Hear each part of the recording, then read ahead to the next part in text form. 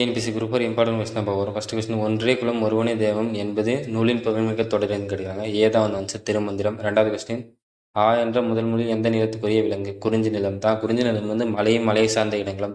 ஆன்றது வந்து பசு வந்து மலைகள் எல்லாமே இடத்தை வந்து குறிச்சிருப்பாங்க. மூணாவது கொஸ்டின், வாக்கிய அமைப்பினை கண்டறிக. நேற்று எங்கள் பள்ளியில் ஆண்டு விழா நடைபெற்றது. இது வந்து ஒரு செய்தி தான் சொல்கிறாங்க, அதனால் வந்து செய்தி. பி தான் வந்து ஆன்சர், செய்தி வாக்கியம். வரும். ஃபர்ஸ்ட் கொஸ்டின், வினைமுற்று தேர்ந்தெடுத்து எழுதுங்கிறாங்க.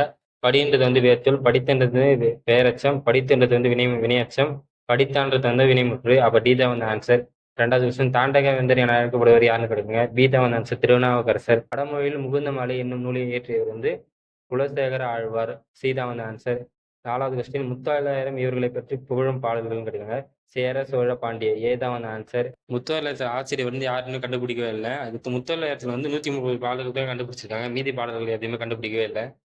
டிஎன்பிஎஸ்சி குரூப் 2019 கேட்ட கொஸ்டின் தான் பார்க்குறோம். ஃபர்ஸ்ட் கொஸ்டின் வந்து பொறுத்துக்க. நெல் உற்பத்தி வந்து உத்தரப்பிரதேசம் மற்றும் மேற்கு வங்காளம். ரெண்டாவது கொஸ்டின் வந்து கோதுமை உற்பத்தி பஞ்சாப் மற்றும் ஹரியானா.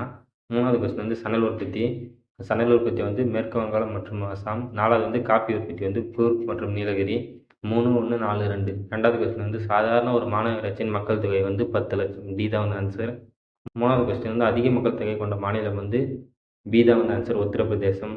நாலாவது தமிழ்நாட்டின் முக்கிய பெயர் என்னன்னு கேட்குறாங்க. டி தான் வந்து ஆன்சர், நெல் தான் வந்து முக்கிய பெயர்.